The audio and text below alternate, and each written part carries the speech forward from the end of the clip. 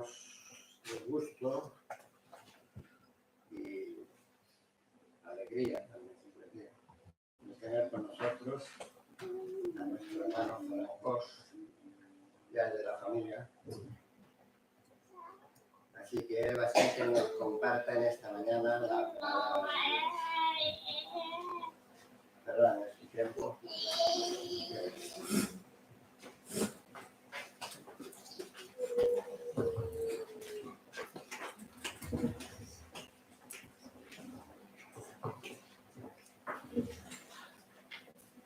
Hace poco más de un mes que estuve aquí y la verdad es que me alegra volver a estar aquí con vosotros.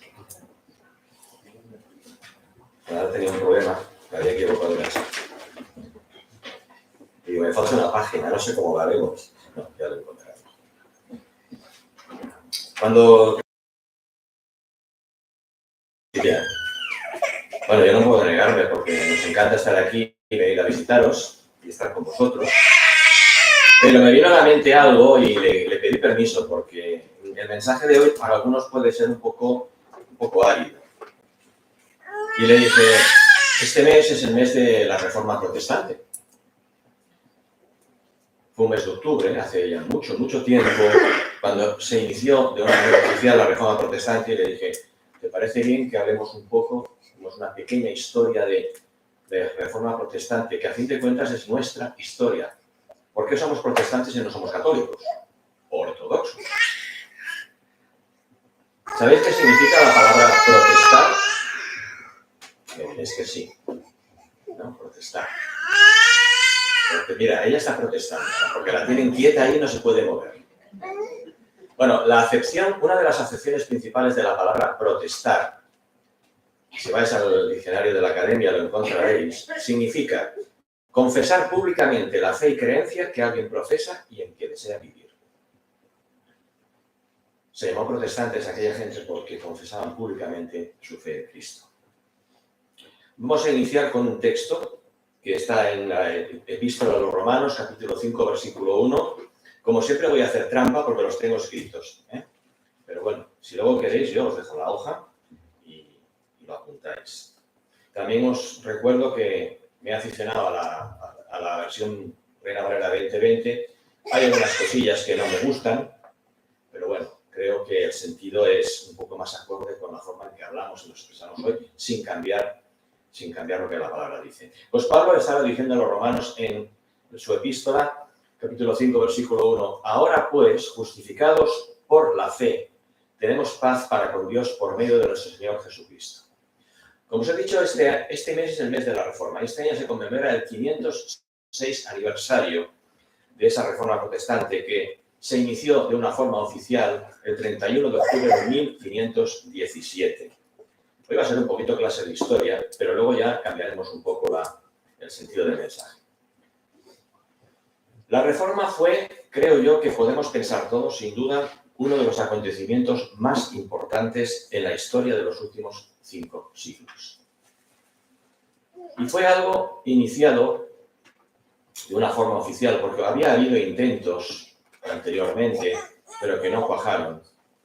Y fue precisamente ese año 1517 en que empezó a cuajar la Reforma, porque el momento era el propicio, porque para Dios debió ser el momento propicio. Y fue un monje agustino que el mes de octubre del año de 1517 no se le ocurre otra cosa que clavar aquellas famosas 95 tesis de las que hemos oído hablar en la puerta de la iglesia del castillo de Wittenberg. Se considera que ese fue el pistoletazo inicial de ese movimiento de renovación. Pero, ¿cuál era la intención de Lutero? Pues era reformar el catolicismo con el fin de retornar a un cristianismo más acorde con los principios bíblicos. Empezó con esa predicación de Lutero, que revisó la doctrina de la Iglesia Católica, pero según el criterio de conformidad con las Sagradas Escrituras, y rechazó de plano la teología sacramental católica que, según él, permitía y justificaba prácticas, como la famosa venta de indulgencias, que no eran más que un secuestro del Evangelio, el cual debía ser predicado libremente y no vendido. Fue precisamente a principios de ese siglo cuando se produjo una gran crisis en la Iglesia Católica. De hecho, todo abocaba a este movimiento de la Reforma. Hubo muy numerosas acusaciones de corrupción eclesiástica y de falta de piedad religiosa. Lo que hizo saltar la alarma fue la venta de indulgencias para financiar la construcción de la Basílica de San Pedro en Roma. Pues ese fue el pistoletazo inicial de la Reforma protestante, que acabaría, desgraciadamente, provocando que la cristiandad occidental se dividiese en dos partes. Por un lado estaba la parte liderada por la Iglesia Católica Romana, que tras el Concilio de Trento se reivindicó a sí misma como la verdadera heredera de la cristiandad occidental. Ahí es nada, ahí es nada. Y además expulsando cualquier disidencia y además sujetándose a la autoridad del Papa.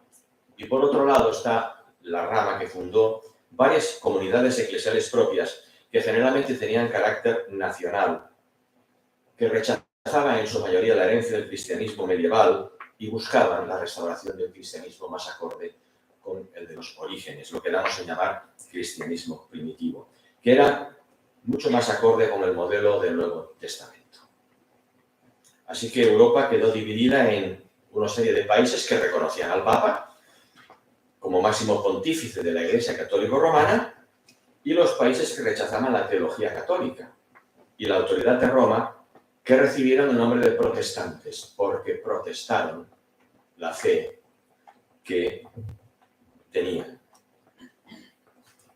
Para acabar de arreglar la situación, veíamos lo malos que somos los seres humanos, porque esto acabó provocando una serie de guerras religiosas en el continente europeo.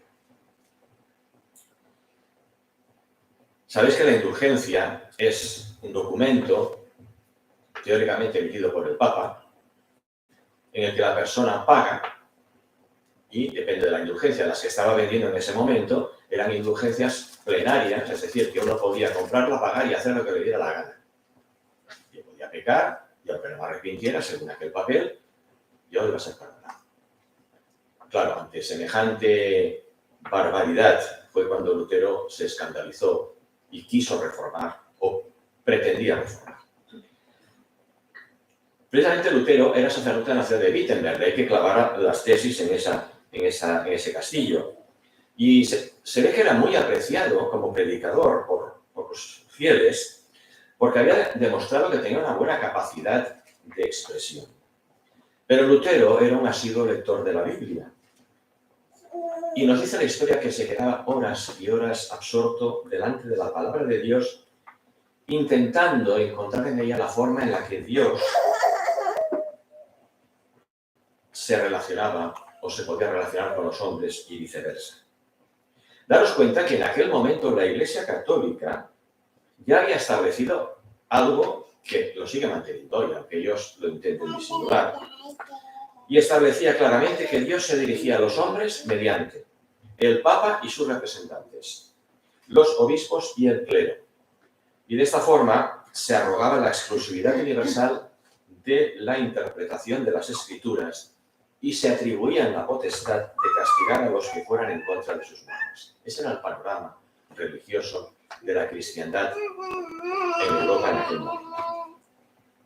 Pero Lutero, que era un asiduo lector de la palabra y que investigaba en ella, halló una interpretación mucho más de acuerdo con la verdad revelada en los evangelios. Él dijo que no había mediación apostólica. Primero porque los apóstoles ya no estaban, pero segundo porque el llamado Colegio Apostólico Católico es una farsa total y absoluta. Él dijo que no había mediación apostólica que pudiera intervenir en la relación entre Dios y los hombres. Para Lutero, lo que solo valían eran 5 expresiones que luego vamos a analizar. Para Lutero, lo único que tenía importancia y valor eran las Escrituras, Jesucristo, la gracia divina, la fe en el Hijo de Dios, y que toda la gloria debía ser única y exclusivamente para Dios. Y estos 5 principios fueron y siguen siendo la bandera del cristianismo reformado, del que formamos parte y del que no debiéramos olvidar nunca que costó muchísimo y costó muchas vidas defender la verdad del Evangelio, y que todo esto fue en oposición al cuerpo doctrinal de la Iglesia Católica, que había añadido a lo largo de los tiempos a la palabra. Un cuerpo doctrinal añadido que en muchísimas ocasiones entraba y sigue entrando en oposición con el mensaje de Dios en su palabra. Claro, en este contexto que planteamos, ya lo hemos mencionado, estalló ese gran escándalo en Alemania, el tema de las indulgencias. La historia es muy interesante, pero no es momento ahora. La indulgencia, como os he dicho, es un concepto de la teología católica, que no cristiana, católica, que consiste en que las consecuencias o ciertas consecuencias del pecado pueden ser objeto de una remisión o indulgencia concedida por determinados representantes de la Iglesia y bajo ciertas condiciones. Esas condiciones siempre eran generalmente económicas. Las indulgencias se compraban. En aquel ambiente se habían visto barbaridades. Y Alemania, una nación bastante avanzada para la época, se consideraba esta práctica un abuso escandaloso. Pero no solo eso, sino la culminación de una serie de prácticas anticristianas fomentadas por el clero católico. Y además, las indulgencias eran realmente una estafa, porque era mentira. Era una estafa y un engaño a los creyentes respecto a la salvación de sus almas. Fue por eso que Lutero fue el primero que expondría su opinión pública contra la doctrina de las indulgencias. Y es por ello que Lutero elaboró sus 95 tesis. Algunas son bastante repetitivas. Si tenéis paciencia, las podéis buscar, están en internet y las podéis leer. Y os dais cuenta de que Lutero no pretendía una separación, sino pretendía una reforma de la Iglesia. Por eso se llamaba la Reforma. Lo que pasa es que en vez de la Reforma católica quedó como Reforma protestante. Y ese 1 de octubre de 1517 se dice que Lutero clavó en la puerta de la iglesia del castillo de Wittenberg, la ciudad de la que él era párroco, sus tesis, en las cuales atacaba las indulgencias y apuntaba ya, esbozaba lo que sería la doctrina sobre la salvación solo por la fe. Al documento se le conoce, lógicamente, como las 95 tesis de Wittenberg, y a partir de ahí es cuando se considera que se inició verdaderamente la Reforma protestante. Pensad que hacía algún tiempo se había inventado la imprenta. Y esto fue algo extraordinario. Sirvió para llevar la Biblia a muchos, aunque el problema era que seguía estando en latín. Pero esa misma imprenta sirvió para que las 95 tesis se difundieran con una rapidez enorme por toda Alemania. Lutero, sin quererlo, se convierte en un héroe de la fe. Para todos los que deseaban una reforma de la Iglesia Católica, para todos los que habían llegado a la conclusión de que no se podía continuar de aquella forma. Se había realmente convertido en el símbolo de la rebelión de Alemania. Fijaros bien que hablamos de un país de Alemania contra lo que ellos consideraban prepotencia de la Iglesia Católica. La Iglesia Católica, sabéis, que metía las narices en todo. Quitaba y ponía reyes, y eso a los alemanes no les gustó absolutamente nada. Otros callaron, los alemanes no callaron. Lutero ya empezó a luchar contra ello y Alemania le siguió. Le siguió porque no solamente había el escándalo espiritual, sino que había un escándalo material. La Iglesia Católica quería manipular todos los reinos de este mundo, por lo menos de Europa, en lo que pudiera. Además, daros cuenta una cosa, Lutero arriesgaba su vida, porque si lo declaraban hereje, podía ser condenado a la hoguera. La Inquisición vino un poquito más tarde, o por esas épocas, pero se ve que la práctica de quemar a los herejes ya les gustaba. La Iglesia Católica cortaba por lo sano, ¿verdad? Pero volvemos a decir que Lutero nunca quiso ser un hereje. Lutero, cuando escribió sus tesis, quería impulsar una reforma de la Iglesia Católica Romana. Él quería detener, o por lo menos pretendía y buscaba detener lo que él consideraba errores de la Iglesia, pero nunca estuvo en su intención entrar en conflicto con el Papa. Eso tengámoslo claro. Ni tampoco fundar una nueva confesión cristiana. Eso es un tema histórico y que nadie nos engañe sobre ello. ¿Qué hizo Lutero?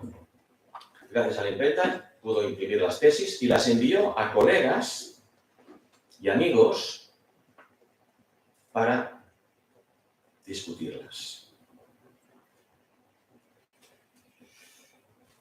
Él quería establecer un debate que fuera sano y que sirviera para reformar la Iglesia. A veces somos contrarios a los debates, ¿verdad? Porque, nos parece que la cosa se puede descontrolar. Bueno, aquí se descontroló totalmente, pero a veces un debate tiene que originar un descontrol. Si lo que está intentando solucionar es un grave problema, como era el que tenían aquí. Pero Lutero, el día que clavó las tesis, no era un revolucionario, nunca se consideró un revolucionario. Él era un sacerdote preocupado por la salvación de las almas de sus feligreses. La impresión es que Lutero nunca pensó que la reacción a las tesis que él había publicado y que se divulgaron de una manera rapidísima provocaran ese poderoso movimiento de reforma y el regreso a los orígenes de la fe cristiana. Y eso provocó grandes cambios en la época. Y los efectos en la historia han sido muy profundos. Aunque el mundo está como está, yo creo que aún no está tan mal como en el diluvio, ¿no? Pero lo estará, lo estará. Pero aunque el mundo está como está, daros cuenta que los países más avanzados del planeta, por lo menos de Europa, incluso de América, son los que abrazaron en su momento la doctrina reformada. Todos los que se quedaron en el bando católico romano, lo estamos pagando. Porque lo estamos pagando. Sigue el ambiente de corrupción, cuando la reforma lo que luchaba era contra la corrupción.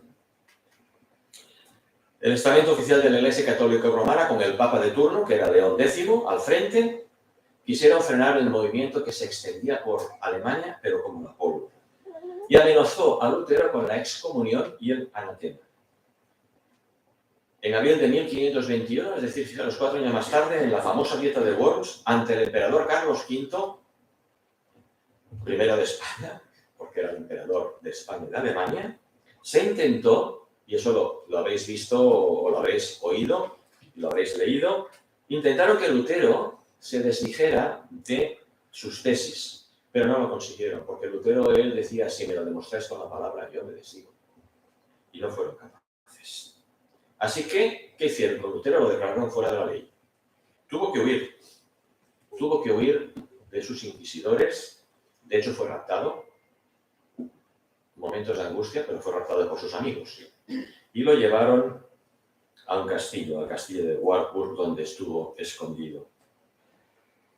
Pero Lutero gozó del apoyo no solamente de un amplio sector del pueblo, sino también de alguien muy importante en la zona, era el príncipe elector de Sajonia, Federico III, que fue quien lo hizo raptar y lo hizo esconder en el castillo de Wartburg.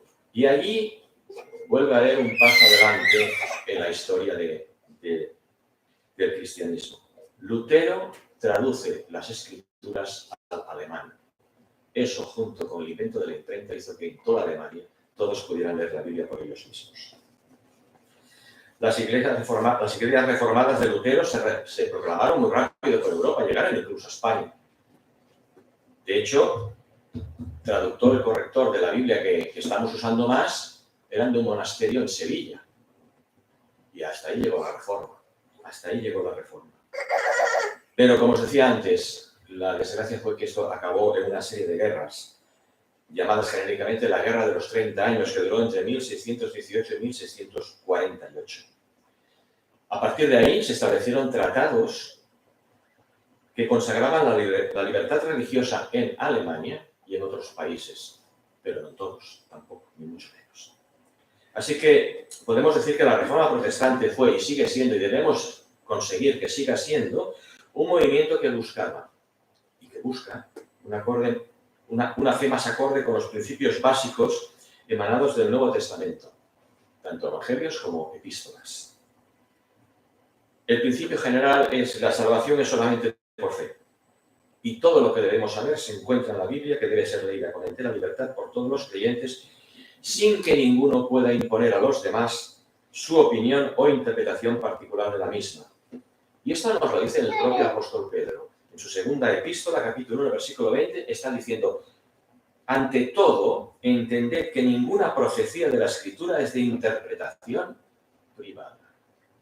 Y esto entraba en franco conflicto con la práctica católica de la época, en la que primero la Escritura no estaba al alcance de todos, y además el estamento oficial, es decir, el clero, desde el Papa hasta el último, se arrogaban la capacidad de interpretar correctamente los textos sagrados. Y además podían añadir a ellos lo que dieron a llamar el magisterio de la Iglesia, magisterio que en muchas ocasiones era totalmente contrario a la enseñanza bíblica.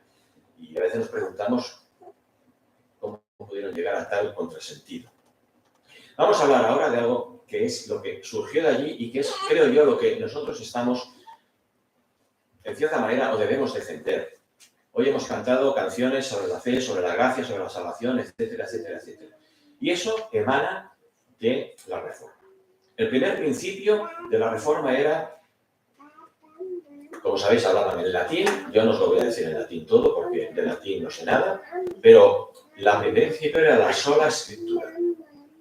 Solo la Escritura. ¿Y esto qué significa? Pues lo tenía muy claro, que solo la Biblia es la palabra de Dios, que tiene autoridad, que es inspirada y por consiguiente es la única fuente de revelación que es accesible para todos y que es capaz de ser entendida con claridad y que se puede autointerpretar por medio de ella misma. Esos fueron los conceptos a los que llegó Lutero.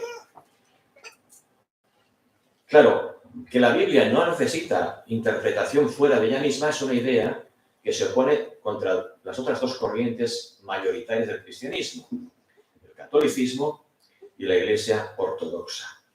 Que estas enseñan, las dos, porque el cisma de Oriente, cuando se separó la Iglesia de Occidente de la Iglesia de Oriente, es muy anterior a esto, pero las dos enseñan lo mismo, es decir, que la Biblia solo puede ser interpretada por medio de la tradición apostólica.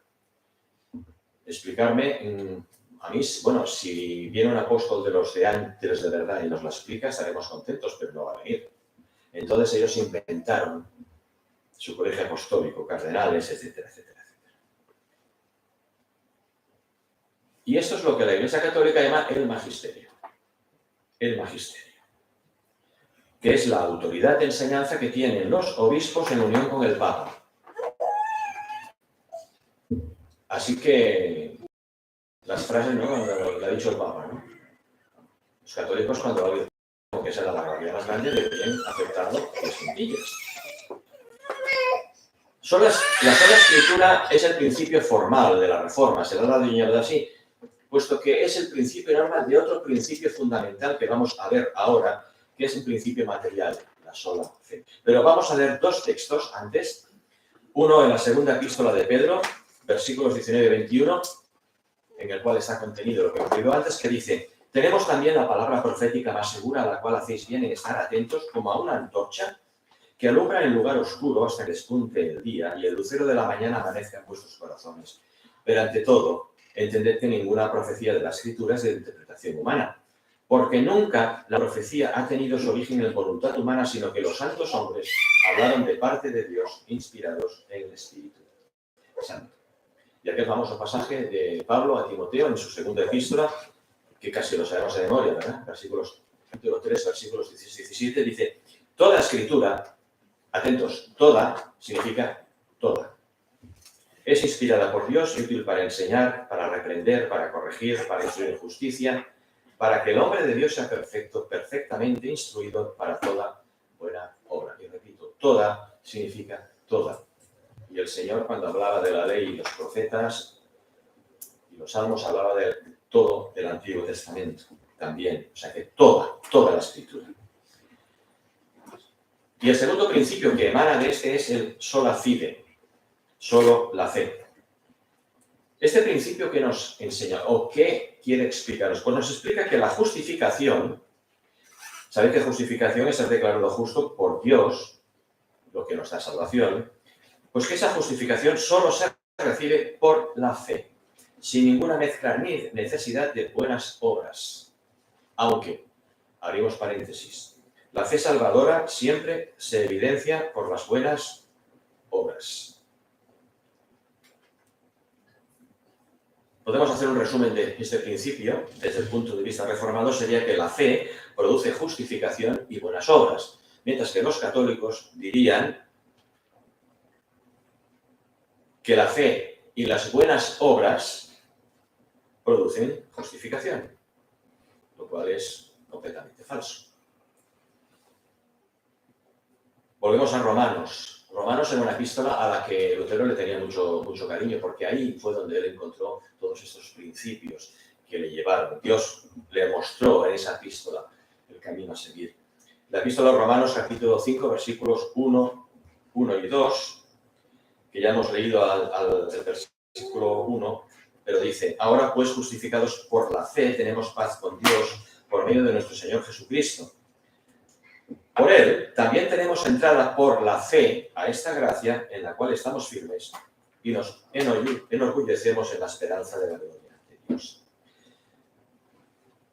Y a los Gálatas, en el capítulo 2, versículo 16 de la epístola, les dice: sabemos que ninguna persona es justificada por las obras de la ley, sino por la fe de Jesucristo. Por eso nosotros también hemos creído en Jesucristo para ser justificados por la fe de Cristo y no por las obras de la ley.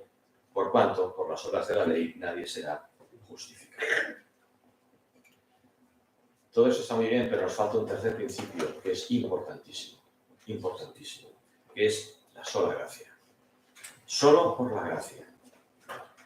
Esta doctrina, o este punto del ideario reformista, sostiene que la salvación viene solo por la gracia divina, por la gracia de Dios. Es decir, por un favor inmerecido, no como algo que nosotros como pecadores podamos conseguir por méritos propios. Volvemos a Romanos, capítulo 3, versículos 23 y 24. Pablo está diciendo: por cuanto todos pecaron de la gloria de Dios, ¿pero qué? Son justificados gratuitamente por su gracia mediante la redención que es en Cristo Jesús. Y otro texto dice: pero Dios, que es rico en misericordia, por su gran amor con que nos amó, aun cuando estábamos nosotros muertos en pecados, nos dio vivamente con Cristo.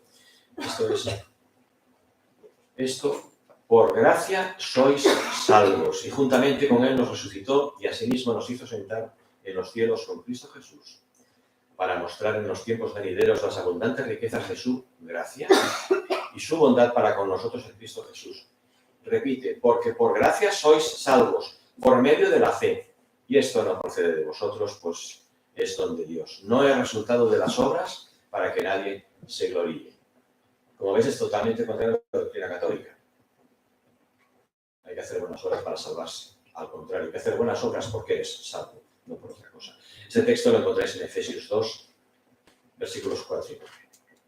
Seguimos adelante, porque la Iglesia Católica, entre sus muchos errores, tenía algunos que tenían que ver con la corredención.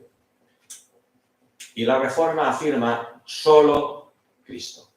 Solo Cristo. En latín es solus Christus. ¿Y esto qué significa? Pues algo muy sencillo, que vamos a verlo rápidamente. Significa que Jesucristo es el único mediador entre Dios y el hombre, y que no hay salvación por medio de ningún otro. No hay salvación a través de nadie más. Nadie puede interceder por nosotros. Nadie puede hacer nada por nosotros. En lo que se refiere a la salvación. Pueden orar por nosotros para que el Señor nos salve y nos toque el corazón, pero eso no significa que haya intercedido en nuestra salvación. Pablo a Timoteo, en la primera epístola, capítulo 2, versículos 5 y 6, le está diciendo: pues hay un solo Dios Y asimismo, un solo mediador entre Dios y los hombres, el hombre Cristo Jesús, que se dio a sí mismo el rescate por todos, de lo cual se dio testimonio en su debido tiempo. ¿Dónde está la doctrina de la corredención de la Virgen? ¿Me lo podéis explicar? Eso es parte del magisterio de la Iglesia, que entra en conflicto con la propia palabra. Volvemos a Romanos, la epístola, iba a decir favorita, no creo que fuera favorita, pero una de las epístolas que a Lutero le marcó mucho. Capítulo 8 de Romanos, versículos 31 a 34. Pablo está aquí. Bueno, el capítulo 8 de Romanos es un capítulo excepcional y espectacular, pero en estos 4 versículos está diciendo, después de todo el razonamiento que Pablo llevaba, dice, entonces, ¿qué diremos a esto? Si Dios está a nuestro favor, ¿quién estará contra nosotros? El que no escatimó a su propio Hijo, sino que lo entregó por todos nosotros, ¿cómo no nos dará también con él todas las cosas? ¿Quién acusará a los escogidos de Dios? Dios es el que justifica. ¿Quién es el que condenará? Cristo es el que murió, más aún el que también resucitó, el que está a la derecha de Dios, el que también intercede por nosotros. Solo Él. Y como colofón, es como la guinda del pastel, ¿verdad? Llegamos a una conclusión tremenda. Solo la Escritura, solo la fe, solo la gracia, solo Cristo. Y aquí no nos queda más que exclamar, solo a Dios la gloria, que es el quinto principio de la Reforma. ¿Y qué significa? Pues está claro. Que toda la gloria, toda, es solo para Dios. Porque la salvación solo se lleva a cabo a través de su voluntad y acción, y que no solo el don de la redención todo suficiente de Jesús en la cruz, sino el don de la fe. En esa redención nos viene del Señor. Esa fe que el Señor crea en el corazón del creyente por el Espíritu Santo. Seguimos con Romanos. Es imposible hablar de la Reforma sin referirnos tantísimas veces a la epístola de los Romanos. Capítulo 11, versículo 33 al 36. Dice Pablo, profundidad de las riquezas, de la sabiduría y del conocimiento de Dios, cuán incomprensibles son sus juicios e inescrutables sus caminos. Porque, ¿quién entendió la mente del Señor? ¿O quién fue su consejero? ¿Quién le dio al primero para que le sea recompensado? Porque de Él, por Él y para Él son todas las cosas. Y Pablo tiene que exclamar, a Él sea la gloria por los siglos. Amén. Y escribiendo a los filipenses, en el capítulo 2, versículos 9 y 11, dice, por eso Dios también lo exaltó a Cristo y le dio el nombre que es sobre todo nombre, para que en el nombre de Jesús se doble toda rodilla de los que están en los cielos, en la tierra y debajo de la tierra, y toda la lengua confiese que Jesucristo es el Señor, para gloria de Dios Padre. Lutero, con la guía de Dios, inició un movimiento reformador que lo que quería era enfocar la fe en su justo punto. Restituir a la fe cristiana lo que debía ser. Que solo la fe en Cristo, en su muerte en la cruz en expiación por nuestros pecados, puede salvarnos de la condenación eterna. Que solo la gracia de Dios puede llevar a cabo semejante obra de amor. Y solo a través de la Escritura podemos conocer a nuestro Salvador y Señor, Dios eterno, hecho hombre. Solo Cristo tiene poder para librarnos del poder del pecado y la muerte espiritual. Creo que son motivos más que suficientes, y espero que estéis de acuerdo conmigo, para exclamar solo a Dios la gloria. Por ello os propongo que todos los que hemos sido salvados, y si alguno no lo es, que lo piensen, todos aquellos que hemos sido salvados por Cristo Jesús, nos unamos a las palabras del apóstol Pablo, en Romanos, por supuesto, capítulo 27, en el que lanza esa doxología y dice, y hagamos la nuestra. Al único y sabio Dios sea gloria mediante Jesucristo para siempre. Amén. Amén.